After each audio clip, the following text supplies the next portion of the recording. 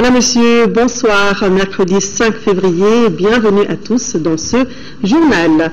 Le président de la République, Ibrahim Boubacar Keïta, a reçu en audience ce matin le ministre des Affaires étrangères de la Gambie, Aboubacar Abdullah Sangor, était porteur d'un message du président Yaya Jammeh. L'émissaire a réaffirmé le soutien des autorités gambiennes au processus de paix en cours au Mali. Aboubacar Abdullah Sangor est au micro de Moussa Fani.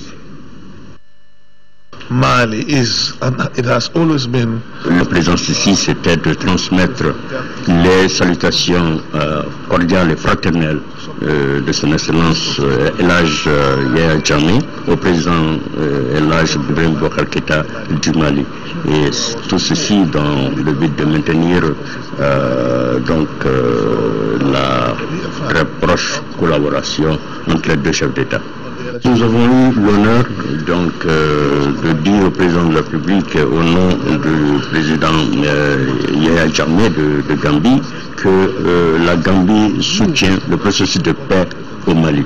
Le président Yaya Jammeh nous a également chargé de féliciter le président de la République du Mali pour sa brillante victoire à l'élection présidentielle. Il nous a chargé également, pendant notre séjour à Bamako, de réaffirmer son engagement pour le processus de paix au Mali. Consulting each other, taking advice. Je vous l'annonçais il y a juste un instant, l'Union européenne mettra à la disposition du Mali plus de 400 milliards de francs CFA pour la période 2014-2020. L'annonce a été faite ce matin à l'ouverture des travaux de la deuxième réunion de suivi de la conférence des donateurs pour le développement du Mali. Le Premier ministre Oumar Tatamli, qui présidait la rencontre, a souligné que les fonds qui sont mis à la disposition de notre pays seront bien utilisés. On va expliquer à Bruxelles, Tchédé Camara, Amadou Sankari. C'est le siège de la Commission de l'Union européenne qui a accueilli cette deuxième réunion internationale de suivi de la conférence des donateurs pour le développement du Mali. Dès le début des travaux, l'ensemble des délégations ont salué le retour de notre pays à l'ordre constitutionnel. Une situation qui met à l'aise la communauté internationale pour soutenir les efforts de l'État malien. C'est pourquoi l'Union européenne a annoncé qu'elle mettra à la disposition du Mali pour la période 2014-2020 plus de 400 milliards de francs CFA. Une enveloppe qui sera répartie sur 4 secteurs correspondant aux priorités du Mali. Il s'agit de la réforme de l'État, de la consolidation de la paix, la sécurité alimentaire, l'éducation et la construction de l'axe routier reliant Gao et Kidal à la frontière algérienne. Et la France souhaite que cette mobilisation des donateurs se poursuive. Déjà, ce partenaire avait apporté sa contribution. Pour ce qui concerne la France, le président de la République avait annoncé 280 millions d'euros à la conférence de Bruxelles. 200 millions sont engagés, 55 millions versés. Ces chiffres sont exceptionnels. Ils sont le résultat de la qualité de l'analyse, de la stratégie et des conclusions de la conférence de Bruxelles, de la confiance portée dans les nouvelles autorités maliennes, des premières actions que vous avez engagées, de l'existence même de ce groupe de suivi, du sentiment que les évolutions vont dans le bon sens dans les divers domaines de l'action collective nationale et internationale, qu'il s'agisse du retour d'une certaine stabilité dans le Nord ou du déploiement de la MINUSMA, qui vient d'être salué à l'occasion de la toute récente visite du Conseil de sécurité à Bamako. La France souhaite que cette mobilisation des donateurs se poursuive. Pour le Premier ministre Oumar Tatamli, l'État mettra tout en œuvre pour assurer la traçabilité des fonds qui seront mis à sa disposition. Pour recréer les conditions du vivre ensemble et de la cohésion sociale, le gouvernement a procédé à la restructuration de la commission dialogue et réconciliation existante en une commission vérité, justice et réconciliation qui aura 4 axes principaux de travail. Le droit à la vérité, le droit à la justice, le droit à la réparation et la fin de l'impunité. Conscient des dimensions régionales et sous-régionales de la crise malienne, le président de la République a pris des initiatives diplomatiques visant à assurer un meilleur ajustement de notre environnement immédiat aux exigences de notre sécurité et de l'ouverture prochaine, nous l'espérons, de pourparlers de paix inclusifs. Il s'est rendu en Mauritanie et en Algérie, pays frères et voisins, soucieux comme nous de paix et de sécurité dans notre espace commun. Dans ce dernier pays, Algérie, un processus de facilitation du dialogue politique a été lancé à la demande des autorités maliennes qui a produit des premiers résultats prometteurs. Nous savons pouvoir compter sur l'appui constructif de ce pays frère pour accélérer la tenue des pourparlers de paix inclusifs. Le gouvernement se félicite des concours précieux qu'il continue d'obtenir des partenaires afin d'accélérer la reconstruction des infrastructures économiques et sociales de ces régions. Nous sommes en effet convaincus qu'il n'y a pas de développement sans la sécurité, mais aussi pas de sécurité sans le développement. Pour permettre aux donataires de mieux comprendre les actions en cours, chacun des membres du gouvernement a fait le point de la situation selon le secteur qui le concerne. L'ensemble des donataires se sont donné rendez-vous à Bamako en mai prochain pour souffler sur la première bougie de cette grande mobilisation de la communauté internationale à Bruxelles. Retour sur le continent pour vous dire que le ministre des Maliens de l'Extérieur, Dr Abdraman Sylla, séjourne à partir de ce 5 février et ce jusqu'au 20 février prochain dans 5 pays d'Afrique centrale et australe à la rencontre de nos compatriotes. Il s'agit de la Guinée équatoriale, du Gabon, de la RDC, du Congo-Brazzaville et de l'Angola. Ici, à Bamako, les députés étaient cet après-midi en séance plénière, présidée par Issaka Sidibé, président de l'Assemblée nationale. L'ordre du jour portait sur la répartition du temps de parole entre groupes parlementaires, comme indiqué dans le rapport de la commission ad hoc de l'Assemblée nationale, mais qui serait contraire à la constitution malienne. Après modification, les députés ont adopté à l'unanimité la formule, la répartition du temps de parole entre les députés non inscrits. Les précisions de Garibou Perrault. La Cour constitutionnelle rejette le rapport de la commission ad hoc de relecture du règlement intérieur de l'Assemblée nationale. Les motifs du rejet portent sur un seul point, les principes d'égalité des députés non inscrits qui n'ont pas droit à la parole lors des débats sur les questions d'actualité. C'est par ces motifs que la Cour, dans son article 2 de son arrêt 2014 de janvier, a déclaré contraire à la constitution malienne. Article 2. Déclare contraire à la Constitution le membre de phrase la répartition du temps de parole entre groupes parlementaires de l'article 91. La répartition du temps de parole entre groupes parlementaires, il s'agit bien de cette formulation qui passe mal au niveau de la Cour constitutionnelle. C'est pourquoi la commission ad hoc fait d'autres propositions de formulation. Les échanges de la commission ont porté sur 3 propositions de formulation, à savoir remplacer groupe parlementaire par député, remplacer groupe parlementaire par orateur ou ajouter les députés non inscrits après groupe parlementaire. La commission, après les échanges, a retenu la 3e proposition en formant un amendement unique pour prendre en compte les députés non inscrits. Les députés non inscrits, voilà la formule adoptée par 128 députés, 0 contre et 0 abstention. À travers cette observation de la Cour constitutionnelle, les députés non inscrits sont pris en compte dans la répartition des temps de parole lors des débats sur les questions d'actualité. Restons à l'hémicycle où le président a successivement reçu en audience les ambassadeurs de la République populaire de Chine, des Pays-Bas et de France. Concernant les 2 premières audiences, les échanges ont porté sur la coopération sino-malienne et le rôle de l'Assemblée dans la consolidation de la démocratie. Les représentants diplomatiques de ces 3 pays ont par ailleurs félicité le président Issaka Sidibé pour son élection à la tête du Parlement malien. Le compte rendu de cette série d'audiences avec Ramata Konaté. La coopération sino-malienne est en bonne santé. Les 2 pays entendent renforcer cette collaboration âgée de plus d'un demi-siècle. C'est ce qu'a laissé entendre l'ambassadeur de la République populaire de Chine au Mali à sa sortie d'audience chez le président de l'Assemblée nationale. J'espère que dans l'avenir, l'Assemblée nationale peut approfondir la coopération et faire les échanges personnels ou bien des députés entre les 2 assemblées nationales. Et comment se porte la coopération entre le Mali et la Chine? La coopération se porte très bien depuis toujours, depuis les 50 ans. La Chine a toujours soutenu le Mali pour le développement. Je suis très content que nos 2 parties, nous avons le même sentiment, la même volonté de développer notre coopération. C'est l'ambassadeur des Pays-Bas qui emboîte le pas de son homologue chinois. Cette fois-ci, il est question du fonctionnement de l'Assemblée nationale et du rôle de cette institution dans la consolidation de la démocratie. Dans tous les cas, l'ambassadeur néerlandais se dit satisfait par la qualité des échanges. C'était très bon de se rencontrer avec le président de l'Assemblée nationale pour discuter un petit peu sur le rôle de l'Assemblée nationale et aussi le travail à faire, les difficultés on peut voir et les opportunités. C'était vraiment sur le fonctionnement du Parlement et les idées sur par exemple la communication. Il y a beaucoup de discussions au niveau de l'Assemblée nationale ici, mais quel est le message et la manière de communiquer avec la population, quelque chose de très important. La dernière personnalité reçue ce mercredi par le président Issaka Sidibé est l'ambassadeur de France au Mali. Gilles Huberson est venu féliciter le président pour son élection à la tête du Parlement malien.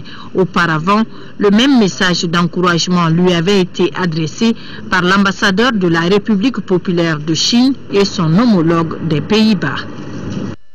La 9e session ordinaire de la 4e mandature du Conseil économique, social et culturel, ouverte lundi dernier, se poursuit. Rappelons que la session porte sur le thème de l'employabilité des jeunes dans le contexte de la relance de l'économie nationale post-crise. Aujourd'hui, place était à la communication du BIT. Le reportage de Ibrahima Tchokari. 75 millions de jeunes à travers le monde sont en chômage. En Afrique, ils sont 38 millions, soit 12%. L'aspiration de cette couche pour les questions d'emploi et de justice sociale a souvent conduit à des protestations. L'emploi est donc vital pour assurer la stabilité. Aussi, cette question interpelle la communauté internationale. Des solutions existent. Il faut aujourd'hui reconnaître que l'heure est venue de changer de paradigme, en faisant le lien intime entre la croissance économique et la croissance de l'emploi. C'est extrêmement important. Ne pas se préoccuper que d'assurer les simples équilibres macroéconomiques et macrofinanciers. Selon le conférencier, la problématique de l'emploi en période normale est difficile. Elle s'empire en période de crise et nous devons en profiter pour créer des opportunités tout en tenant compte des spécificités. On doit aussi profiter de la crise. On aussi des opportunités. Et donc, surtout dans la période de transition entre la fin de la crise et également la reconstruction. Cette période de transition permet d'ouvrir des fenêtres d'opportunités qu'il faudrait saisir en développant des actions à quick impact, donc à impact rapide, des actions d'urgence. Les partenaires sociaux ont un rôle grand à jouer. Les employeurs et les travailleurs ont un rôle extrêmement important à jouer en de formulation de politiques. Surtout lorsque nous parlons de politique d'emploi, ils doivent être impliqués non seulement dans la formulation, mais aussi dans le suivi et évaluation de la mise en œuvre. On comprend aisément que l'emploi des jeunes soit une priorité nationale à traduire en action. Le parti LMA a animé cet après-midi un point de presse pour faire la synthèse des travaux de sa 2e conférence nationale tenue à Ségou. 3 thèmes majeurs ont été développés, à savoir le Mali après la crise, la restructuration du parti et le bilan et les perspectives. Reportage de Daouda Sidiki Diarra. Chaque année, après sa conférence nationale, les partis éléments organisent un point de presse pour faire la synthèse de ses travaux. La 10e conférence qui s'est tenue ces derniers jours à Ségou a regroupé des délégués venus de Bamako, des 49 cercles du Mali et de l'extérieur. Pendant 2 jours, selon le conférencier, les participants ont abordé 3 thèmes en atelier, à savoir le Mali après les crises, la structuration du parti, les bilans et les perspectives des élections. Cette conférence nationale qu'on a tenue à Ségou, on peut dire, a atteint ses objectifs. Au niveau de l'atelier 1, qui concernait le Mali après la crise, 2 thèmes ont été présentés à ce niveau. La réconciliation a été définie comme étant un processus global incluant des instruments clés tels que la justice, la vérité, la cicatrisation et la réparation des préjudices afin d'assurer la transition d'un passé divisés à un avenir commun. La conférence nationale a permis de définir les concepts de la structuration au sein du parti et d'analyser les propositions faites par les délégués. Pour une meilleure implantation du parti, le conférencier dira que des propositions et des constats ont été formulés. L'une des actions phares du parti, il s'agit de l'implantation de la structuration. Trouver davantage de moyens pour assurer l'implantation du parti. Renforcer la communication entre la base et le sommet. Mettre en place un mécanisme d'accueil et d'intégration des nouveaux militants et sympathisants à toutes les instances, au niveau de toutes les instances du parti. En perspective, la conférence a pris acte du bilan de la participation du parti aux élections législatives de 2013. Elle a également adopté la proposition des stratégies du parti pour les élections municipales à venir. Cette proposition s'articule autour du rappel des valeurs du parti, du profil des candidats, du financement de la campagne qui est toujours à l'actif des militants du parti élément. Un colloque international se tient en ce moment à Ségou. Les panélistes venus du continent tentent de trouver une solution aux crises récurrentes qui sévissent en Afrique. Ce colloque est l'une des activités du festival Solo Niger qui en est à sa 10e édition cette année. Envoyé spéciaux à Ségou, Mohamed Diarra et Aboubakar Traoré.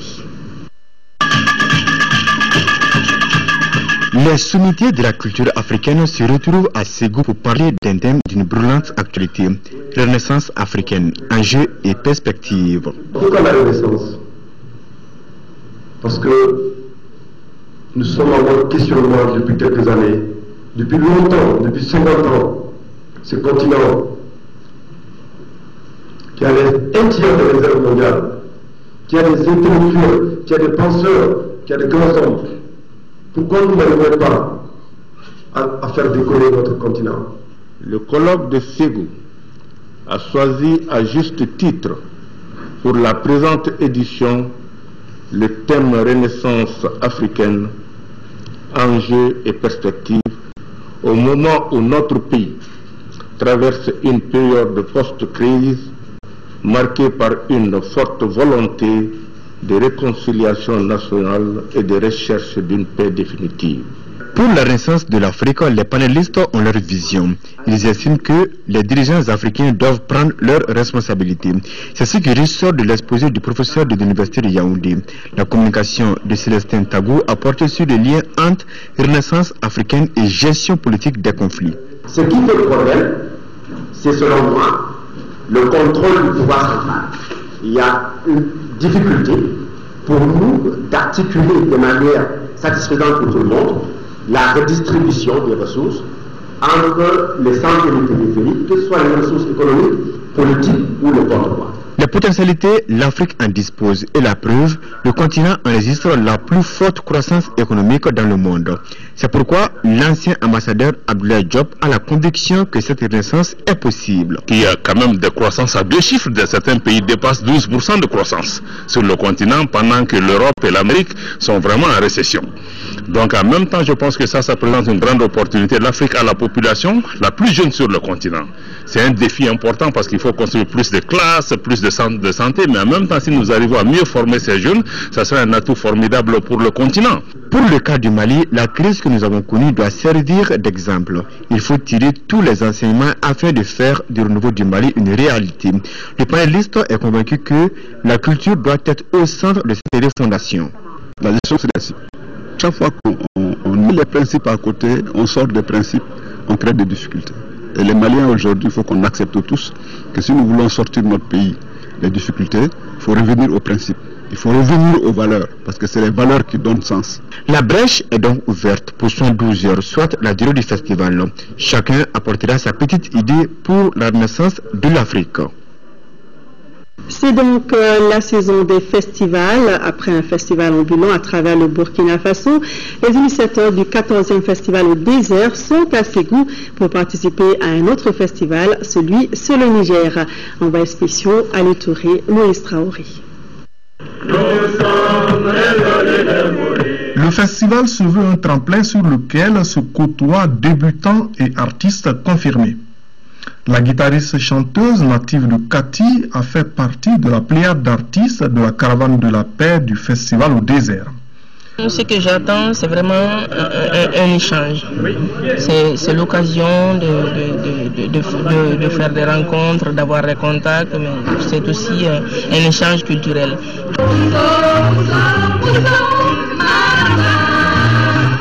Le festival, c'est comme une scène internationale. Tous les artistes qui n'ont pas eu la chance de sortir, ils peuvent être repérés dans un festival. Les groupes de la caravane du festival avaient participé au festival Taragalta du Maroc. Le meilleur message qu'on peut véhiculer par la culture, par la musique, par là, c'est plus important et ça touche vraiment la population directement, mieux que tous ces problèmes politiques qui bloquent vraiment tout déblocage de la situation. Donc c'est pour cela qu'il faut vraiment passer ce message culturel par la culture qui est très important. Les manifestations artistiques les plus courues du Mali sont certainement le festival sur le Niger et le festival au désert d'Essakan ou à Tombouctou. Les valeurs qui sont portées par l'équipe organisatrice, il y a ce message qui existe depuis le départ que j'ai ressenti et au-delà de ça, il y a quelque chose qui pour moi m'a donné la force de créer mon festival, c'est-à-dire une philosophie, une sagesse, des convictions, asseoir son projet sur des convictions. Quand on a des convictions, on peut aller très loin. Ce festival a eu des retombées énormes économiques sur la région de Tombouctou, sur le tourisme en général du Mali, sur beaucoup de plans pour les artistes et pour la culture. Mais notre objectif au départ, c'était le développement culturel.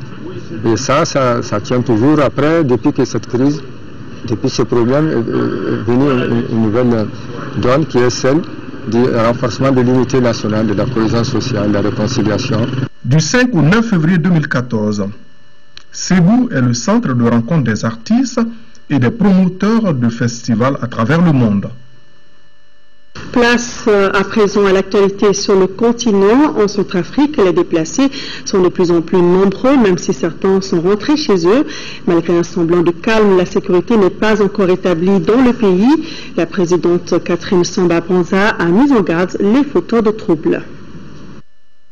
Un flot continu de réfugiés traverse la frontière camerounaise, à pied, à moto ou entassés dans des camions surchargés.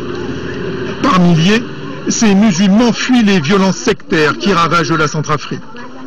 Ils ont tout laissé derrière eux et s'installent à Garoua-Boulé, dans un dénuement complet. Il n'y a pas de manger, il n'y a pas de savon, il n'y a pas de drap, il n'y a pas de comme ça, je vais souffrir. La Croix-Rouge tente de répertorier ces nouveaux venus, de leur trouver un toit. C'est la population locale qui les prend en charge. Ici, on espère se retrouver et se reposer. Il y a aussi des familles qui ont abandonné leurs femmes, d'autres les enfants, donc ils ont fui en désordre comme ça. À Bangui, un semblant de calme règne, même si les tirs se font toujours entendre dans les quartiers. Quelques cantonniers nettoient des canaux comme si de rien n'était. De retour chez eux, certains habitants constatent les dégâts. Les plus connus des Centrafricains n'ont pas été épargnés par la violence. Le célèbre photographe Samuel Fosso a vu son local pillé et son œuvre éparpillée. Les Centrafricains même qui ont pillé cette maison, les chrétiens qui connaissent bien ce photographe-là, il a duré ici, il a fait des photographes pendant des années ici. Mais le retour à la normale a ses limites. Les tenues sont impeccables et les rangs bien formés à l'occasion de la cérémonie de reconstitution des forces armées centrafricaines. La présidente, Catherine Samba-Panza, est là pour donner les consignes fermes. À partir d'un certain moment, je pense que chacun répondra de ses actes. Je mets en garde les fauteurs de troubles qui continuent à semer le désordre dans le pays. À peine ces paroles prononcées, la haine reprend le dessus. Des éléments FACA s'attaquent à un jeune homme en civil. Accusé d'être un déserteur qui a rejoint les rangs de la rébellion Séléka, il a été lynché sur place et son corps traîné dans la rue. Quittons le continent pour un tour dans le monde, dont voici l'essentiel de l'actualité en bref et en images. Nouvelle série d'attaques à Bagdad. 3 attentats ont eu lieu ce mercredi dans la capitale irakienne, dont l'un devant le ministère des Affaires étrangères. Bilan, 24 morts. Ces attentats interviennent alors que les forces de sécurité poursuivent leurs opérations pour reprendre aux insurgés des secteurs situés à l'ouest de Bagdad. Il n'y a plus d'armes chimiques en Libye, c'est ce qu'a annoncé mardi son ministre des Affaires étrangères.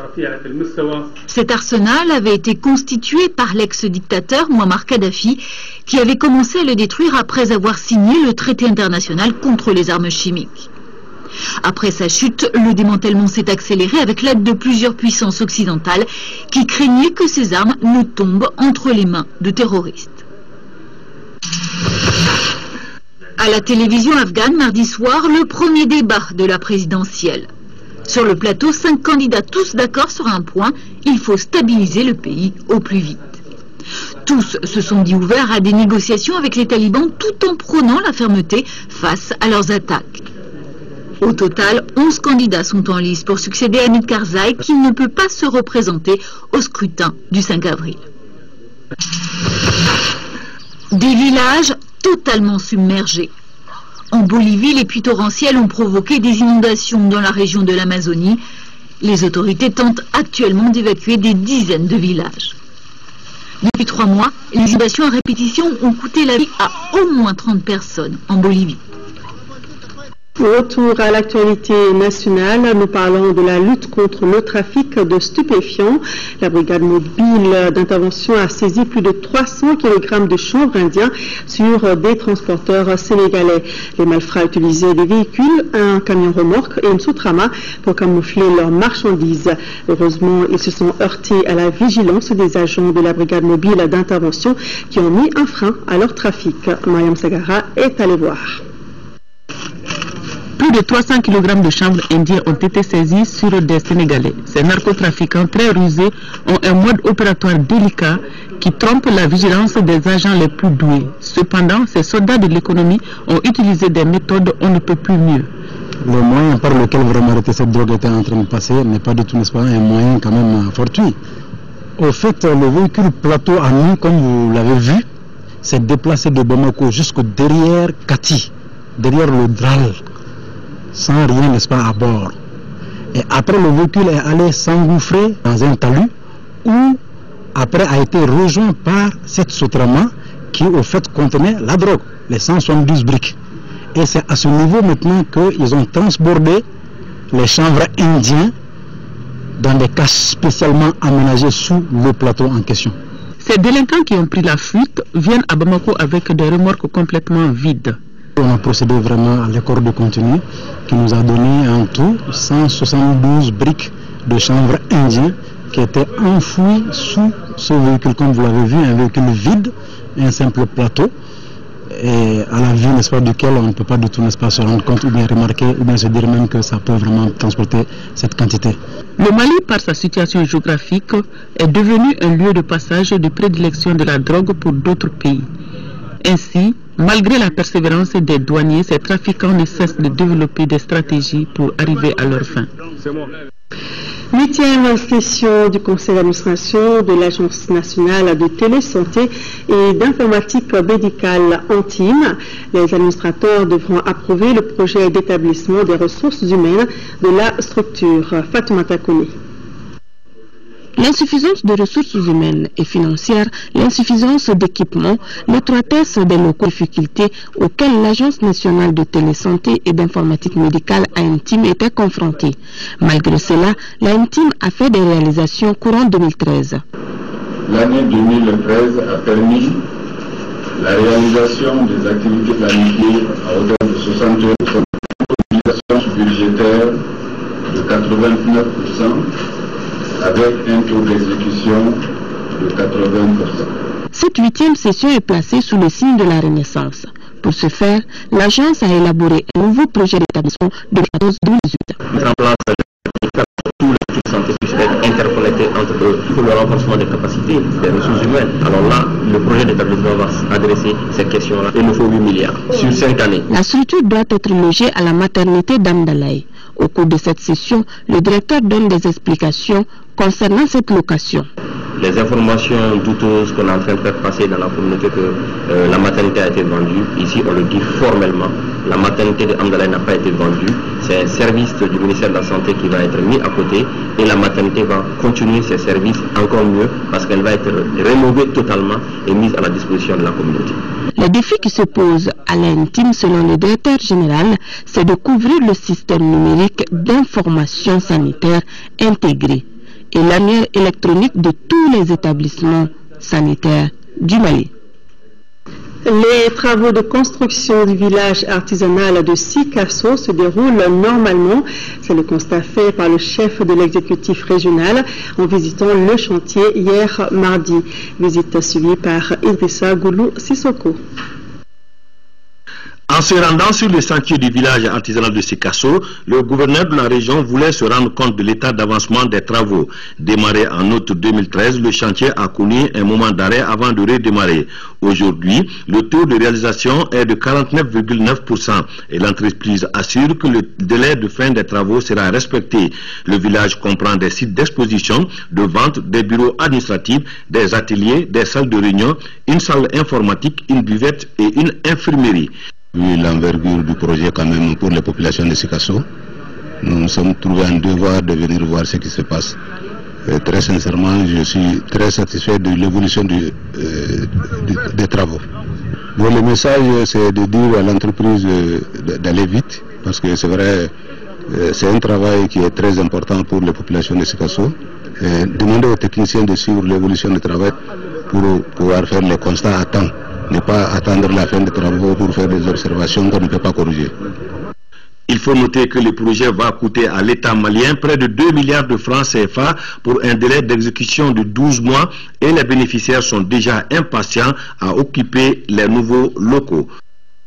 En 5e région, le nouveau gouverneur Kamankane a prêté serment ce matin au tribunal de première instance de Mopti sous la supervision du président Mohamed Abdraman Maïga avant d'être renvoyé à l'exercice de ses fonctions de gouverneur.